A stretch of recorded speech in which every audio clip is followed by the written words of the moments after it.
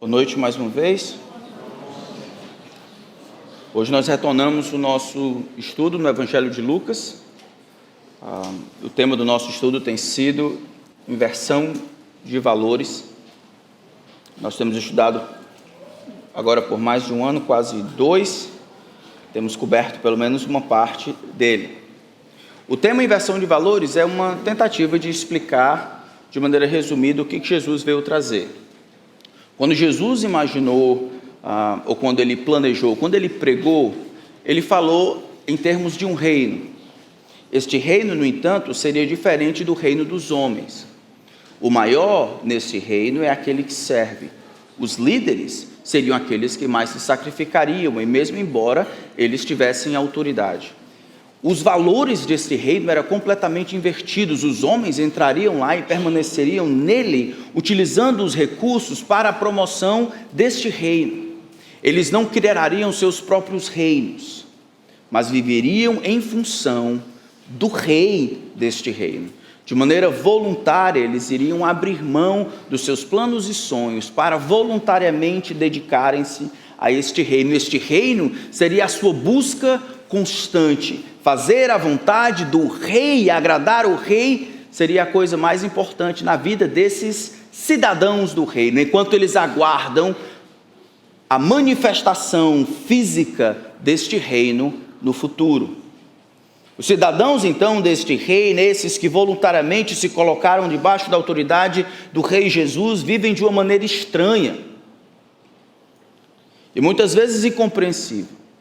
Os líderes não são aquilo que se espera de líderes, embora tenham autoridade, são servos. A maneira como eles avaliam as coisas que têm, a maneira como eles avaliam o mundo e as conquistas e os ganhos, é exatamente na contramão do que o mundo tem dito. Vai exatamente contrário, como se botasse de cabeça para baixo. A maneira como o presente século avalia as questões vai na contramão da maneira como os cidadãos desse reino. Eles não procuram agradar aos outros, a não ser no que é bom para a edificação. Por causa disso, eles são incompreendidos por este mundo. Vivem aqui, mas não são cidadãos daqui. Existe sempre aquele teor de estrangeiro, aquela estranheja, aquela esquisitice sobrenatural que faz com que os homens que estão do lado de fora, ainda não adeptos nem voluntários a esse mesmo reino, não somente perseguirem estas pessoas, mas não compreenderem essas pessoas. Por causa disso, nos últimos 2 milênios, os homens, cidadãos deste reino que Jesus veio estabelecer, eles têm combinado 2 características, uma da perspectiva de Deus, a outra da perspectiva do mundo. De um lado, da perspectiva de Deus, esses cidadãos do reino, embora esquisitos, embora não vivendo conforme os padrões do mundo, esses são considerados bem-aventurados, são considerados estando em uma posição de paz com Deus, são considerados benditos pelo próprio Deus. Mas essa bem-aventurança que eles gozam por causa desse relacionamento com Deus, essa mesma bem-aventurança que faz com que eles deveriam sorrir e se alegrar, isso é tido por aqueles que estão do lado de fora. O mundo e os seus demônios, todos os promotores desses valores invertidos, chamam-os de malditos. Nesse sentido, existe uma bem-aventurança maldita. É sobre esse texto que nós vamos estudar, onde Jesus está pregando um sermão, explicando as características essenciais daqueles que fazem parte desse reino.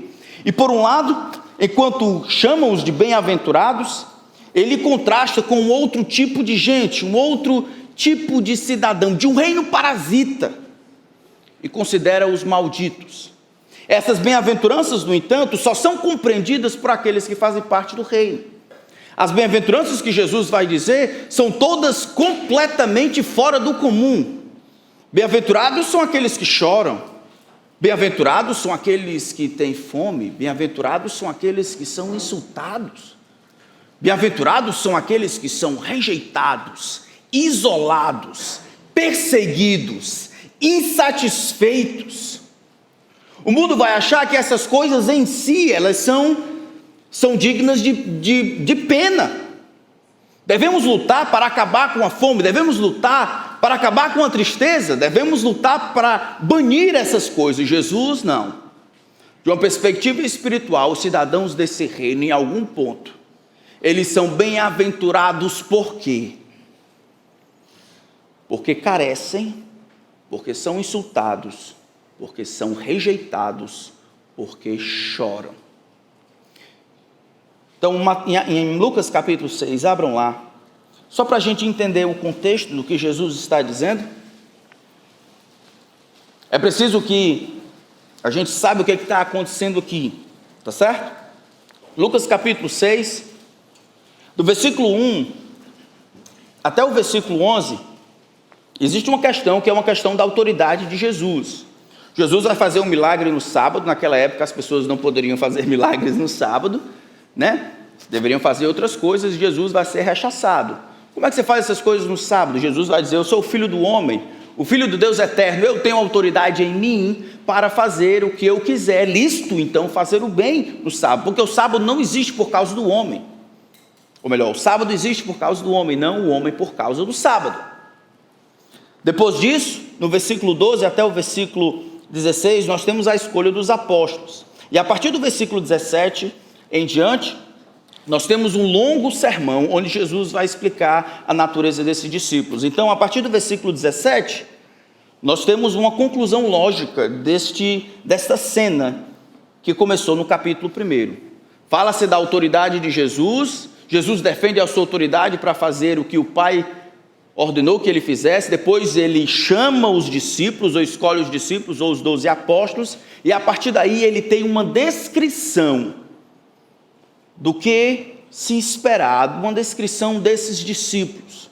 Do versículo 17 até o versículo 26, é uma avaliação espiritual do que os discípulos são e o que os discípulos não são, o que o reino parasita de fato é, e aqueles que são cidadãos do reino de Deus de fato são. Do versículo 27 até o versículo 36, descreve qual é a resposta que nós, discípulos de Jesus, iremos dar no meio dessa geração, desse mundo que não somente não compreende nossas ações, mas também nos persegue, nos aflige e nos insulta. E bem no final, do versículo 43 até o versículo 49, Jesus retoma a sua autoridade, dizendo: o que eu estou dizendo é a palavra de Deus. Se você escuta o que eu estou dizendo e obedece, então você pode, de fato, ter certeza da sua condição espiritual. O texto que nós vamos estudar, a partir do versículo 17, não fala de moral e ética. Jesus não está falando de uma religião, ou de coisas que você deve começar a fazer ou parar de fazer. Jesus não está dizendo como ser bonzinho. Do versículo 17 até o versículo 16, Jesus está trazendo um raio-x da nossa condição espiritual.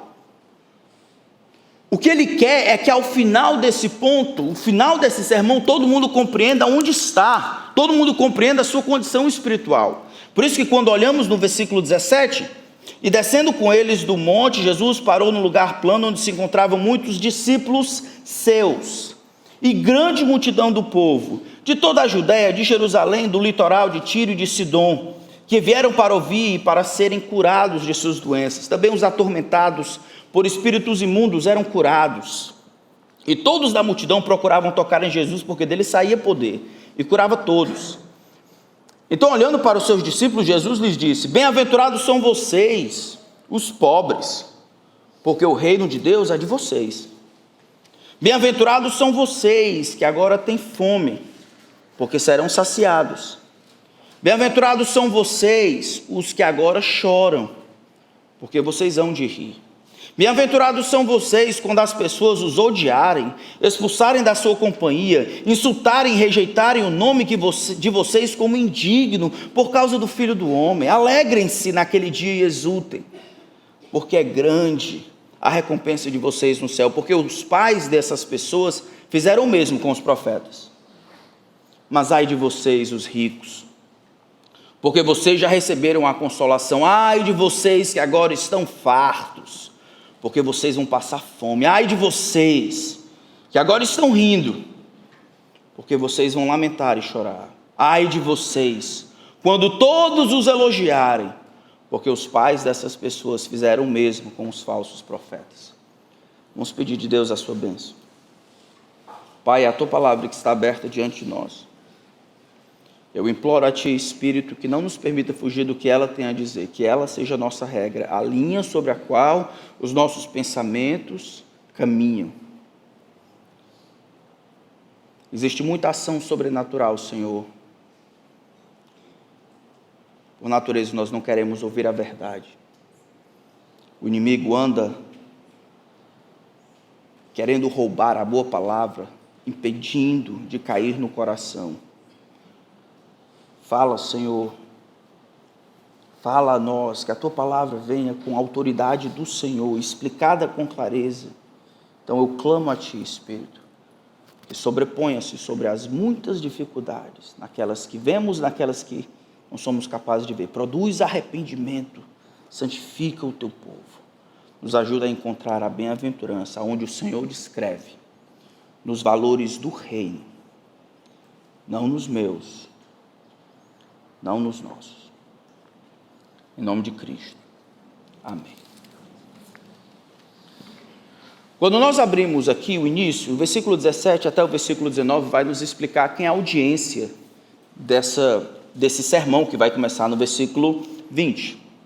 De Jesus descendo ele do monte, eles quem? Ele e os discípulos, ou os 12 apóstolos. Ele quer fazer um contraste entre os apóstolos que estão com ele, e aí ele diz, Jesus parou no lugar, verso 17, lugar plano, onde se encontravam muitos discípulos seus. Então ele está fazendo o contraste entre os apóstolos que estão com ele e assim outros discípulos. A palavra discípulo é muitas vezes utilizada no sentido bem expansivo, um aluno, um curioso. A gente está vendo que muitas outras pessoas estão lá porque sabem que Jesus pode curar essas pessoas. Então eles estão lá, vêm de todo canto, de Tiro, Sidom, vêm de todo canto da Judéia, porque eles sabem que Jesus pode de fato curá-los. Então essa audiência, embora ele fala no versículo 20, endereça aos seus alunos, aos curiosos, aos seus discípulos, tem os seus apóstolos ouvindo, e também tem outras pessoas que estão lá para ser curadas. Nem todos são de fato crentes. Em João capítulo 2 vai dizer de um tipo de discípulo temporário por conveniência, que Jesus não confiava, porque sabia o que era o coração do homem.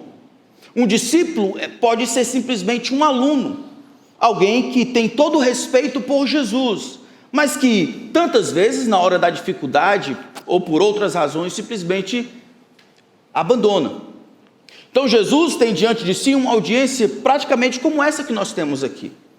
Aqui entre nós é provável que existam pessoas que tomaram a cruz e estão seguindo Jesus, servem e vivem para Ele. Está claro de que eles são pecadores, se arrependeram e colocaram sua fé em Cristo somente. Não na igreja, não no pastor, mas em Cristo somente. Existem outros aqui, no entanto, que estão aqui porque foram convidados, ou porque acham legal a história, ou porque tem alguma coisa que gostariam de ouvir ou de saber. Querem aprender alguma coisa. Existem outros que estão aqui, talvez não sabem por quê. De fato, não estão comprometidos com Cristo. O que Jesus quer, como era naquela época, assim também hoje, é que ao término desse sermão, este aqui e este aqui vos fala, você tenha condições de olhar o seu coração e dizer, muito bem, diante da palavra de Deus, eu estou de acordo com esse, eu sou um bem-aventurado da perspectiva de Deus, e mesmo que o mundo me considere um maldito, eu sou bem-aventurado da perspectiva de Deus. Ou, você sai aqui dizendo, muito bem, eu sei onde eu estou, eu sei o que devo fazer, eu sei que a ira me aguarda, muito embora eu ria no presente, esteja farto no presente, seguro no presente, saciado no presente, mas fome, tristeza, desgraça e ira me aguarda naquele dia. Jesus não quer ensinar então moralidade. Jesus quer explicar que os homens estão em um de dois lugares. Não existe transição da perspectiva de Jesus. Não existe o cinza no meio do caminho. Ou você está com a cruz sobre os ombros, caminhando em direção à cidade celestial, com o mundo atrás de você, ou você é um bendito da perspectiva de Deus, embora maldito pelo mundo, ou você é um bendito da perspectiva do mundo, mas é um maldito diante de Deus. As palavras de Jesus são fortes, a audiência está lá. Então o verso 20 diz, olhando para os seus discípulos, aqueles que estão lá, combinando de curiosos, de todo mundo que está lá disposto a aprender.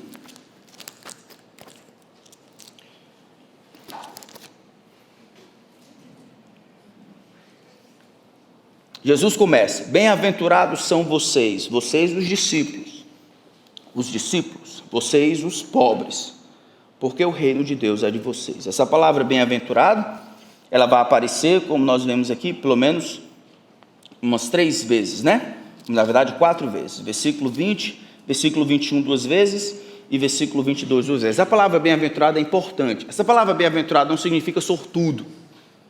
Essa palavra bem-aventurado não significa um camarada que tirou a sorte grande.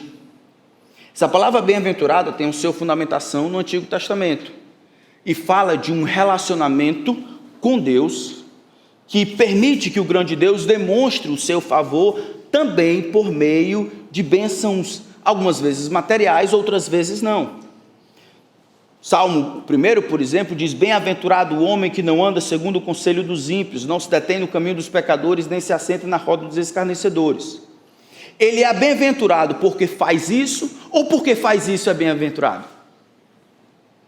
Algumas vezes nós achamos que são as coisas que ele faz que o tornam bem-aventurado, de que bem-aventurança ou ser bendito diante de Deus é o resultado de esforços no mesmo caminho de religiosidade que nós fazemos, como ler a palavra de Deus, como fazer determinadas coisas que Deus gosta, e enquanto caminhamos fazendo essas coisas, isso nos torna bem-aventurado. Mas bem-aventurado é uma condição, uma posição e um status que somente Deus pode conferir. É Deus quem diz quem é bendito, porque Ele é a referência. No Salmo 32, por exemplo, diz que é bendito aquele que o Senhor não atribui iniquidade. Aquele cuja iniquidade é perdoada, em cujo espírito não há dolo. Aquele que Deus concede perdão, este é bem-aventurado. Mas é o homem que se perdoa, é Deus quem perdoa o homem, e o homem então é colocado numa posição de paz com Deus. O homem então é declarado um abençoado, um bendito. A palavra então, bem-aventurado, aqui não está dizendo nada do que o homem faz, é uma declaração da parte de Deus, dizendo que este tipo de pessoa deve ser considerado alguém abençoado, um bendito. O objetivo de dizer bem-aventurado é para que aqueles que estão do lado de fora, ao ouvirem Deus declarando determinada pessoa bem-aventurado, se sintam compungidos, incitados, incentivados a desejarem a mesma coisa. O objetivo de Deus é que todos nós vejamos a descrição que Deus faz da necessidade por meio da pobreza, da fome, da falta de saciedade, por causa dessa vida pela metade, sempre pelo 1/3, sempre faltando. Aprendemos a chorar pelas coisas certas e aceitarmos os desdobramentos da nossa união com Cristo em perseguição e insulto, e abraçarmos estas coisas e compreendermos que somos benditos, abençoados da parte de Deus. Jesus então começa dizendo, bem-aventurados são vocês os pobres. A palavra pobre aqui não precisa ou não deve, na verdade, ser entendida como pobre em termos financeiros, somente. A razão disso é porque a palavra pobre aparece em outros textos. Por exemplo, Lucas capítulo 4, quando Jesus vai explicar o seu sermão ou a sua missão, do versículo 18 até o versículo 20, ele cita Isaías 61. O Espírito do Senhor está sobre mim, porque Ele me ungiu para evangelizar os pobres. Enviou-me para proclamar libertação aos cativos, restauração da vista aos cegos, para pôr em liberdade os oprimidos e proclamar o ano aceitável do Senhor. Os pobres aqui é aqueles a quem ele veio pregar. Jesus não prega só para pobre. mas prega para um tipo de pessoa que tem uma mesma experiência que os pobres tinham naquela época. Ele prega para um publicano que era rico, Zaqueu, outro rico, Levi, mas ele era pobre no sentido de que ele era necessitado, isolado, distante de todas as camadas, ele estava na periferia dos relacionamentos, era completamente mal visto, o homem que estava distante de qualquer ajuda da religião prevalecente ali dos fariseus. Jesus vem para dar ajuda, para proclamar aqueles que são pobres. Mateus vai dizer pobres de espírito, e eu coloco a bendita necessidade. Naquela época, os pobres não eram pobres, ou mantinham-se pobres para receber benefício, não. As pessoas não se mantinham pobres se elas pudessem ter um trabalho ou coisas assim. Nem toda pobreza era sinal de preguiça. Não existia uma estrutura para resolver o problema dos pobres. Era incentivado, na verdade, a lei dizia que tinha que ajudar, mas nunca faltaria pobre na terra. Mas o pobre se tornou um modelo daqueles que estão em necessidade. Por causa das situações, eles eram forçados a não depender das pessoas, mas a dependerem de Deus. Não existe bênção inerente à pobreza, tanto é que em Provérbios vai dizer, duas coisas peço ao Senhor, não me dê o quê? A riqueza, para que não me esqueça de ti, não me dê também a pobreza. Não existe um valor inerente à pobreza, mas existe um valor que é peculiar aos pobres da época de Jesus, a ausência de orgulho, aquela compreensão de que eu preciso, se Deus não agir, Deus precisa me ajudar a prover o que eu não consigo prover para mim mesmo. Aquela compreensão de mim mesmo, que me achego diante de Deus como um dependente, um mendigo, um necessitado. Esse tipo de pessoa, ele é bem-aventurado. O contrário do pobre de espírito, o contrário do que demonstra humildade em reconhecer a sua necessidade, é aquele que é orgulhoso, que é uma coisa que, olhando o Antigo Testamento e o Novo, é comum entre os ricos. Não me dá a riqueza para que eu me esqueça de ti. 1 Timóteo capítulo 6, ele vai dizer, diga aos ricos do presente século que não depositem sua esperança na instabilidade das riquezas, mas em Deus. Existem pecados ou tentações próprias dos que são pobres, Provérbios vai dizer, tanto de roubar quanto negar ao Senhor, e existem tentações peculiares para aqueles que são ricos, se esquecer de Deus, ser orgulhoso, achar que a força do braço consegue produzir as coisas que Deus deu. Jesus então fala sobre a bendita necessidade, a necessidade que é encontrada tantas vezes nos pobres, nos humildes, nos dependentes. Essa bem-aventurança é própria daqueles que são discípulos de Jesus. Como é que a gente é salvo? Deus, estou chegando aí. A porta era estreita, lembra? E essa porta estreita, ela conduzia a um caminho estreito. Lembram disso? Nós não fomos salvos pelo valor que nós tínhamos. Não houve nada disso. Não por atos de justiça por nós praticados, Tito capítulo 2, capítulo 3. Mas por causa da graça de Deus, do precioso sangue de Jesus Cristo. Todos nós, ao entrar no céu, entrou de joelhos no coração. Era o Senhor milagrosamente empurrando um camelo pelo buraco de uma agulha, quebrando o coração. De alguma forma, eu e você naquele dia, dissemos coisas assim, Senhor, salva-me, Senhor, me perdoa, Senhor, não tem bondade em mim que possa me colocar dentro do céu. Senhor, venha ao meu encontro, faz morada em meu coração, perdoa os meus pecados, tem compaixão de mim. Ninguém se colocou no céu puxando-se pelos seus próprios cabelos. Todos nós, como mendigos, batemos a porta. Senhor, tem compaixão de mim, me salva. Senhor, me perdoa. Ninguém aceitou Jesus. Foi Jesus que, por sua graça, de alguma forma nos aceitou. Essa é uma característica básica, essencial de todo discípulo. E Deus decretou que a salvação fosse pela graça de Deus, em Romanos capítulo 3, para que ele esmagasse todo o orgulho.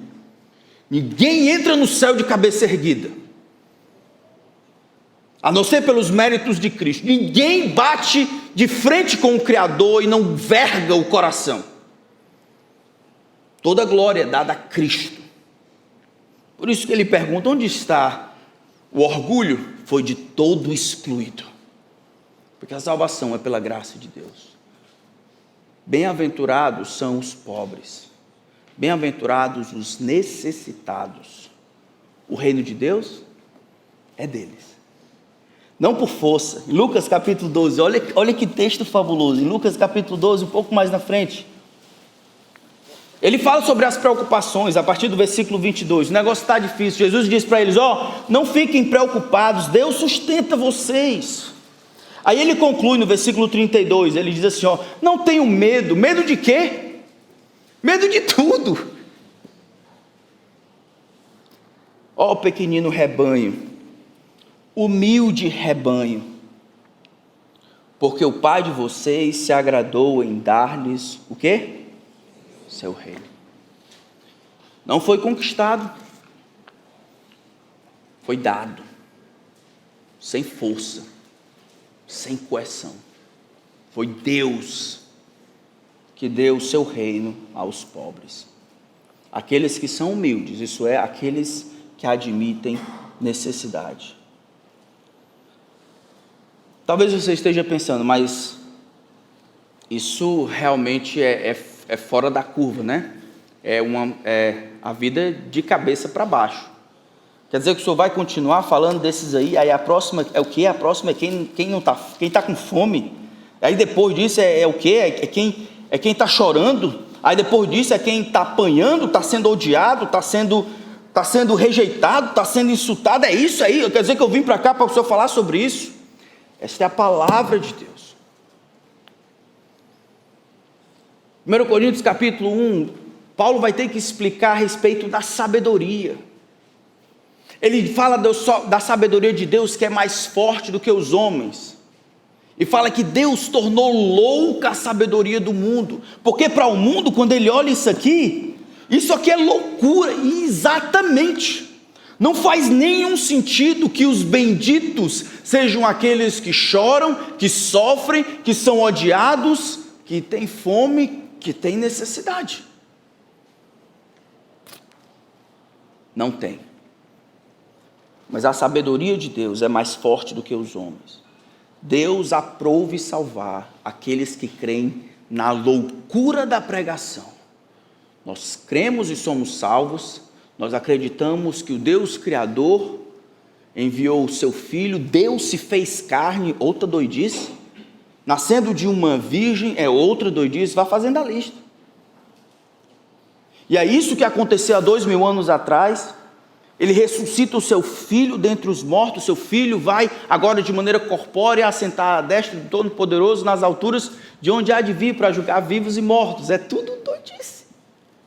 Eu creio. Eu creio. Versículo 21, ele continua: bem-aventurados são vocês os que agora têm fome.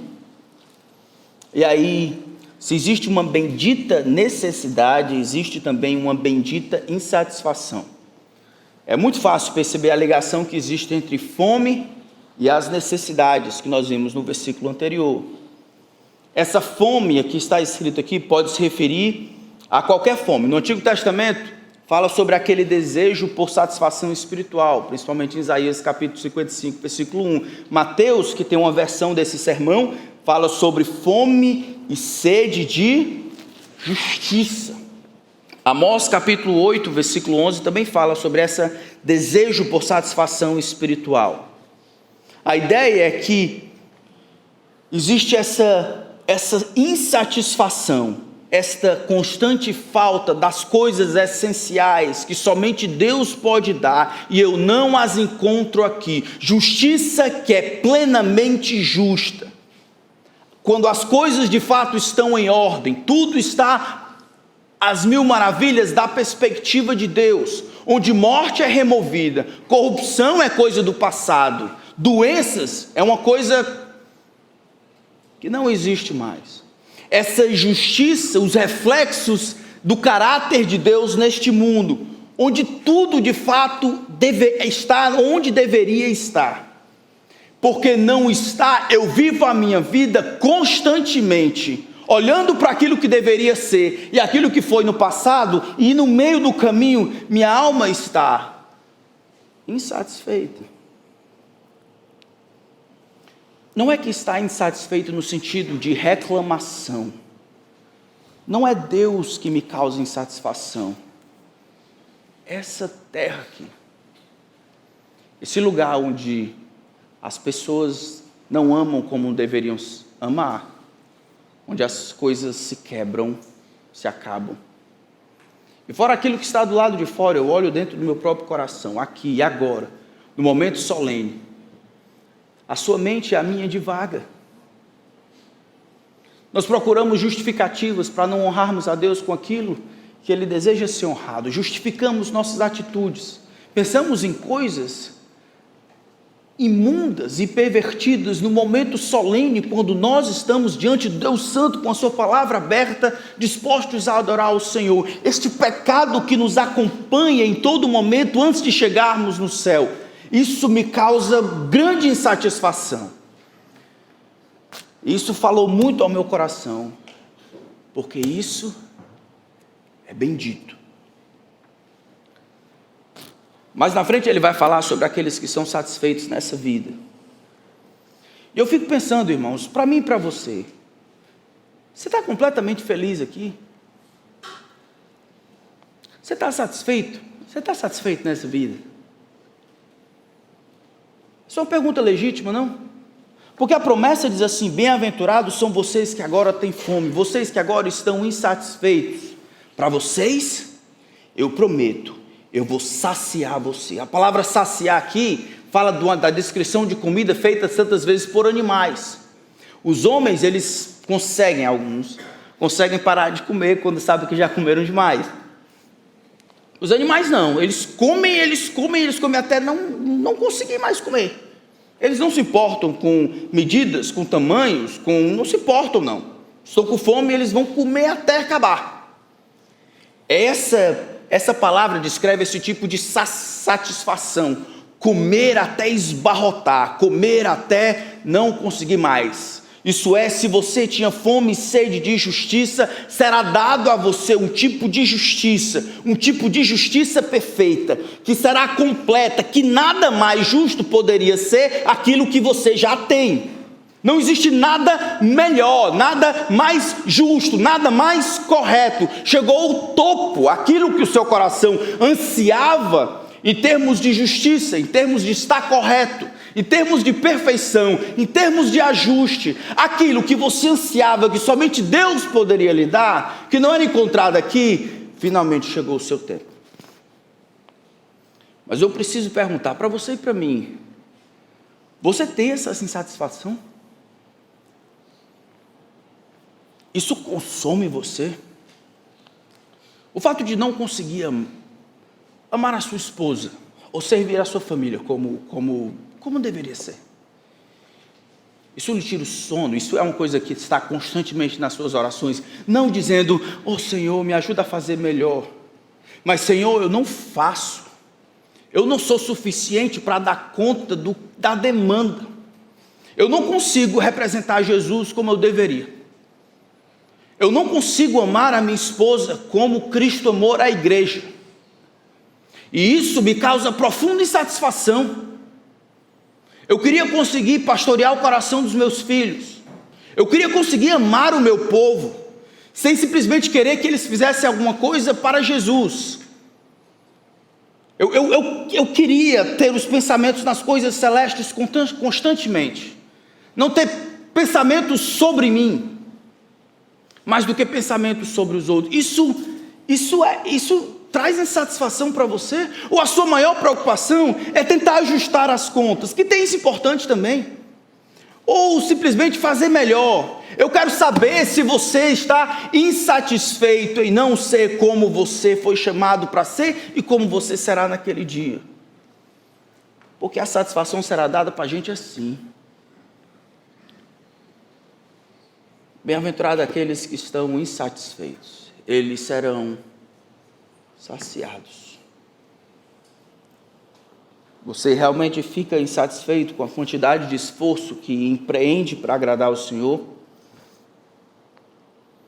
Você não somente gostaria de tratar sua esposa e filhos de maneira mais amorosa, isso é uma pauta constante das suas orações.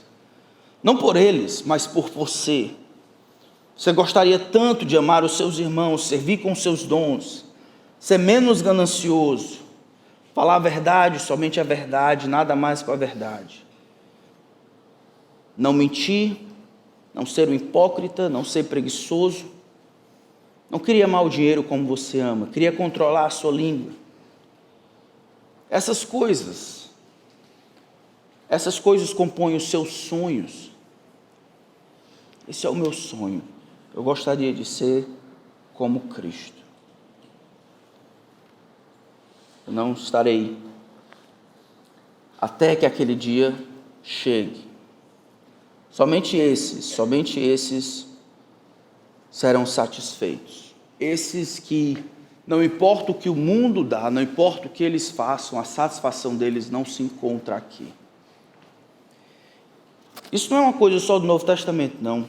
Olha que oração interessante que Davi faz. Salmo 17, versículo 15, ele diz: levanta-te, Senhor, enfrenta-os e arrasa-os. Com a tua palavra, livra a minha alma do ímpio. Com a tua mão, Senhor, livra-me dos homens deste mundo, cuja porção é desta vida. Jesus está no monte orando, ele desce. E aí tinha um homem que tinha trazido o filho para ser, o filho tinha demônio, ele trouxe o filho para o filho ser liberto pelos apóstolos. Os apóstolos não conseguiram. Quando Jesus vê a aflição do pai, pergunta: quanto tempo ele está assim? Está assim desde criança. Diz que o Espírito de Jesus se revolta, lembra? E ele diz: geração incrédula, isso é, como é que pode, meus discípulos incrédulos? Ele diz: até quando eu estarei com você? Até quando eu terei que aguentar isso? É esse tipo de insatisfação que nós vemos. De ver incredulidade no meu próprio coração, mas no coração de tantos. Falta de piedade. Brincadeira com as coisas que são do alto. Essa é uma grande bênção, é uma das maiores promessas, pelo menos nos últimos dias, para o meu próprio coração. Haverá satisfação. Um dia, esses serão fartos. Jesus também fala sobre a bendita tristeza, e essa está muito ligada com o outro. Ele diz: bem-aventurados são vocês os que agora choram, porque vocês haverão de rir. Aqui chorar é chorar mesmo, pode ser chorar pelo pecado, chorar pela maldade do mundo, chorar pelas coisas que trazem tristeza também ao coração de Deus.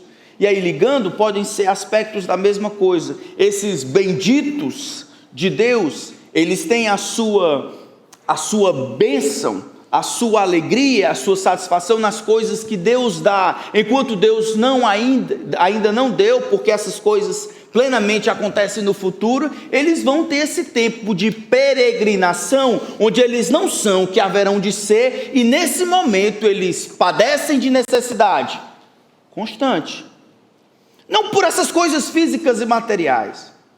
Eles estão constantemente insatisfeitos, não por acúmulo de coisas, mas pelo a falta de acúmulo de amor e das coisas que agradam a Deus. E eles estão constantemente tristes. Para esses, ele diz, haverá riso. Versículo 22, então, ele conclui essa primeira parte dizendo: bem-aventurados são vocês quando as pessoas os odiarem. As primeiras três bem-aventuranças, como nós vimos, encontram aqui uma resposta do mundo. As primeiras três bem-aventuranças, do versículo 20 e o versículo 21, descreviam os discípulos, certo? Eles benditos por necessidade, benditos por terem fome e são benditos por chorarem. Mas é o que eles são. No versículo 22 é a resposta, como o mundo do lado de cá, observando essas coisas, responde a essas pessoas. E aí é a parte do maldito. É assim que estes homens do mundo consideram os benditos de Deus. Bem-aventurados são vocês quando as pessoas, e aí essas pessoas do mundo, elas respondem aos benditos de Deus de quatro formas: com ódio, com isolamento, com insulto e com rejeição. Os odiarem, expulsarem da sua companhia, insultarem e rejeitarem o nome de vocês como indigno por causa do Filho do Homem. O ódio aqui é aquela atitude que descreve a motivação anterior para todas as outras coisas. Por que eles expulsam os homens da sua companhia? Por que eles rejeitam? Por que eles perseguem? Porque começa com o ódio, o desejo pelo mal desses que são benditos de Deus. Essa atitude também descreve como o mundo via o povo de Deus no passado. Isaías capítulo 66, verso 5 diz: escutem a palavra do Senhor, você que treme diante da sua palavra. Os irmãos de vocês os odeiam e os rejeitam, Deus dizendo, por causa do amor que vocês têm pelo meu nome. O próprio Zacarias, pai de João Batista, em Lucas capítulo 1, versículo 71, diz: bendito seja o Senhor, Deus de Israel, que visitou e redimiu o seu povo, e nos suscitou pela poderosa salvação a casa de Davi, seu servo, como havia prometido desde a antiguidade, por boca dos seus santos profetas, para libertar dos nossos inimigos e das mãos do que nos odeiam. Jesus cumpre aquela profecia: odiaram-me sem motivo. O motivo vai ser revelado no final desse versículo. Por que as pessoas odeiam os benditos de Deus? Por causa do Filho do Homem. Eles não odeiam porque eles fizeram algo de errado, eles odeiam por causa do Filho do Homem. O ódio, então, produz muitos filhos. O primeiro desses filhos é o isolamento, ou o banimento, ou o isolamento intencional da companhia de alguém, expulsarem da sua companhia. É aquele ostracismo cultural que alguns enfrentam, principalmente se são os únicos cristãos da família. Não é incomum, a pessoa se converte, a pessoa começa a ficar esquisita, amém? Ele não fica assistindo as coisas que os outros assistem, gasta tempo lendo a Bíblia. Às vezes a mãe, o pai abre, ele está de joelhos orando: o que é que estou fazendo com meu filho? Estão fazendo alguma coisa lá? É um povo esquisito. E o que acontece é, às vezes sem saber o que fazer, às vezes intencionalmente, por causa do ódio, acontece um isolamento, acontece uma rejeição. Em alguns lugares, ainda hoje no mundo, existe um isolamento, um abandono completo. São filhos que agora não têm mais família. Em muitas, diversas partes do mundo muçulmano ainda é assim. O que Jesus estava dizendo aqui é uma coisa real, que acontece de maneira extrema em outros lugares, mas ainda hoje acontece. As pessoas deliberadamente vão contra. Depois diz do insulto. Expulsarem da sua companhia, insultarem. Essa ideia de insultar aparece em outros textos do Novo Testamento. 1 Pedro capítulo 4, verso 14 diz: se são insultados por causa do nome de Cristo, vocês são bem-aventurados, porque o Espírito da glória, que é o Espírito de Deus, repousa sobre vocês. Romanos 15, 13, porque também Cristo não agradou a si mesmo, pelo contrário, como está escrito, os insultos dos que te insultavam caíram sobre mim. E por último vem a rejeição. Eles rejeitam algo bem peculiar, e rejeitarem o nome de vocês como indigno. É de onde vem a nossa ideia do maldito. A ideia de rejeição não é de isolamento, porque isso já aconteceu no texto anterior, né? Expulsarem de sua companhia. Eles rejeitam o nome de vocês como indigno. Eles falam mal, eles desconstroem a sua reputação, consideram loucas as suas escolhas, infantis, prematuras, radicais, sem ponderação, egoístas, utópicas, ingênuas ou outras coisas. Eles olham para aquilo que Jesus está dizendo, aquilo que Jesus está requerendo, e tantas vezes nós, como discípulos de Jesus, ousamos obedecer, e o mundo que está do lado de fora vai olhar e dizer: rapaz, eu não acredito que está fazendo isso, tu só pode estar louco. E eles desconstroem a reputação, onde aquelas pessoas deveriam ver bênção, eles são tidos como malditos. Eles podem fazer isso de algumas maneiras. Algumas vezes eles podem desconstruir a reputação ou tornar essa maldição clara, simplesmente dizendo que não concordam como nós pensamos. No século II, por exemplo, os romanos escreveram uns aos outros durante a época da perseguição da igreja, e o que eles diziam é: nós temos que repudiar os cristãos, nós temos que colocar os cristãos em isolamento, porque eles têm o hábito promíscuo de se chamarem de irmãos e irmãs. Isso é uma coisa louca. Lembra que no segundo século, uma romana da elite acabou sendo presa. É a história da Santa Perpétua. Aqueles que quiserem ler podem dar uma olhada aí. E então ela está reunindo, era proibido não adorar o imperador, então eles estavam reunidos, Perpétua e as outras.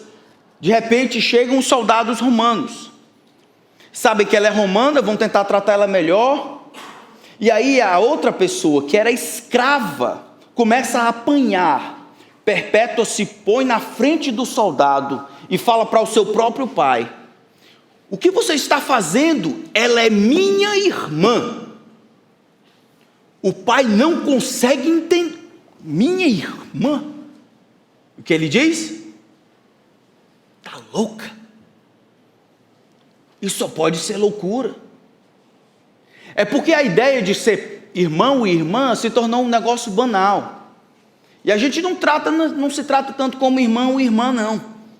Mas nessa época aqui, infelizmente, não é todo mundo não. Mas nessa época aqui, não era uma coisa nova, não era um chavão ou um clichê. Significa que você é minha família. Mexer com você é mexer comigo. Então eles denigrem a imagem por rejeitarem o bom nome que sobre nós é invocado, considerando indigno ou maldito. Mas existe outra maneira de fazer isso. E essa infelizmente aparece muito dentro das igrejas. Em Lucas capítulo 16, por favor, abram lá. Em Lucas capítulo 16,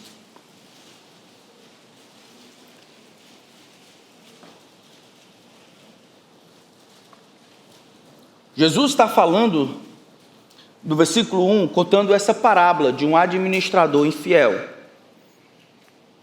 O que ele quer que os discípulos entendam está no versículo 9.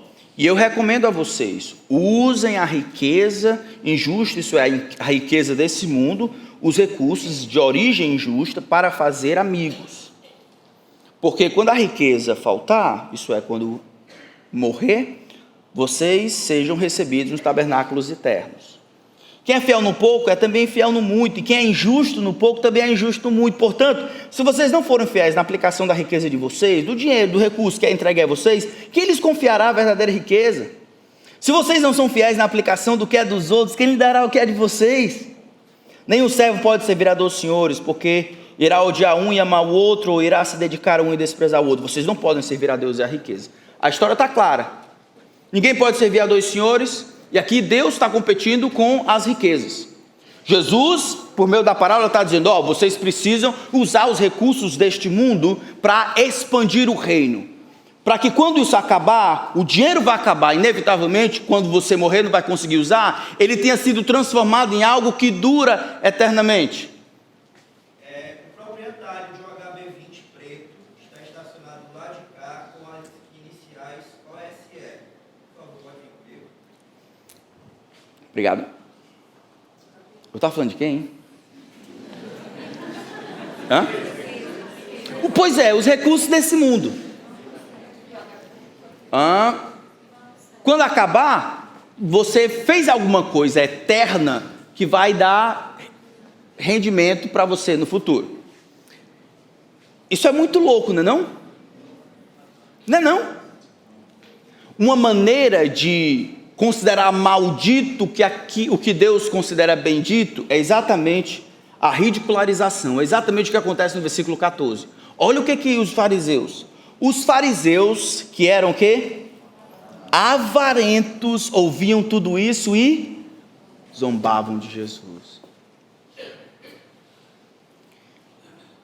Aqui é uma modalidade, infelizmente, muito comum, que infelizmente acontece às vezes entre nós. A pessoa quer fazer a vontade de Deus, ela quer, aqui é o recurso, mas pode ser com os filhos, pode ser fazer o que Deus quer, não é só com recurso não. E aí ela é tida como maldita, é tida como louca. Existe essa ridicularização, é uma maneira de destruir, de desconstruir a veracidade, a seriedade daquilo, de maneira, tirando de tempo. São os loucos que fazem isso, são os perversos que procuram destruir a verdade, se não pelo confronto direto e o contraditório, pela ridicularização da verdade que abraçamos.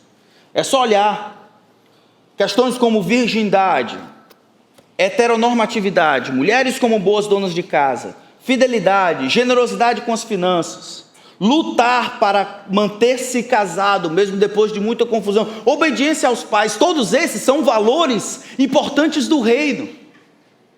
O que o mundo faz? O mundo ridiculariza. Tu é dona de casa? Tu tem algum trabalho? Isso é comum. Não. Tu casou virgem? Não, peraí. Tu vai casar para ter sexo? Que isso, rapaz? Ninguém faz isso não. Não, tu vai lutar pelo teu casamento, esse homem já fez tudo isso contigo e tu continua disposta a perdoar? Ou ela fez isso e você está disposto a lutar pelo seu casamento? Que isso, rapaz? Não. Essa é uma maneira de desconstruir, isso é, de considerar maldito aquilo que Deus considerou bendito. Ter necessidade, fome, tristeza e rejeição, de acordo com Jesus Cristo, são considerados bênçãos. Temos aqui uma inversão de valores. Mas eu preciso perguntar, o que Jesus está dizendo aqui é ridículo para você? Você veria bênção em ser necessitado, ou você se alegra, está satisfeito em não depender de ninguém? Nem de Deus. Isso faz sentido o que Jesus está dizendo? 1 Coríntios continua dizendo, não é fato que Deus tornou louca a sabedoria do mundo, porque a loucura de Deus é mais sábia do que a sabedoria humana, e a fraqueza de Deus é mais forte do que a força humana. Deus achou por bem salvar os que creem pela loucura da pregação. Depois disso, Jesus termina com essa bendita esperança, e recompensa. Ele diz, bem-aventurados são, versículo 22, bem-aventurados são vocês, quando os odiarem, expulsarem de sua companhia, insultarem e rejeitarem o nome de vocês como indigno, por causa do Filho do Homem. Alegrem-se. Isso aqui é outra loucura. Você se alegra. Não responde com tristeza, você se alegra. Pastor, isso é possível? É sim, Atos capítulo 5. João e Pedro são ordenados não pregar no nome de Jesus. Ele diz, rapaz, a gente vai fazer porque Deus mandou. Ah, é? Eles levam uma coça, são açoitados. O texto diz, e eles saíram dali felizes por terem sido considerados dignos de sofrerem por esse nome. É esse tipo de loucura, essa vida de cabeça para baixo que Jesus veio trazer. Não quando você está bem porque as coisas estão bem, não porque eu estou satisfeito porque eu tenho casa, comida, roupa lavada. Não é mais 3 mil não, depois do Covid é uns 8 mil, e uns 8 mil por mês. Não é por causa disso. há necessidade, há insatisfação, há tristeza, há rejeição, há isolamento. Mas eu me alegro quando essas coisas são por causa do nome de Jesus Cristo. Não somente eu me alegro, mas eu exulto, eu pulo de alegria, porque haverá uma recompensa no céu. A vida que vive, que está de ponta cabeça, um dia ela vai fazer sentido. E aqueles que estão no topo do mundo, satisfeitos e felizes, rindo, completamente independentes, intocáveis pelos meros mortais aqui, um dia eles serão esmagados pela mão do próprio Deus. E Deus vai reverter, vai vindicar aqueles que por um pequeno espaço de tempo receberam todas as desventuras dessa vida como bênçãos, que viveram essa vida como bem-aventurados para Deus, embora malditos por causa do mundo. Quem é você? Você está onde? Vamos orar.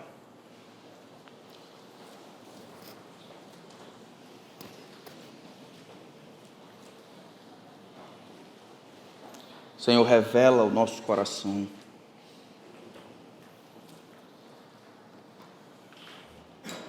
Esquadrinha o nosso pensar. Revela pecado, Senhor. Revela a nossa necessidade. Humilha-nos, Senhor, na Tua presença. Lembra-nos que somos apenas pó. Pequenos diante da Tua presença santa. Faze-nos encontrar, Senhor, a beleza e a satisfação e a alegria naquilo que o Senhor dá, que não é feito nesse mundo, não é de material humano, é um material sobrenatural e celeste. Faze-nos abraçar aquilo que o mundo, homens cujo quinhão é desta vida, consideram maldição.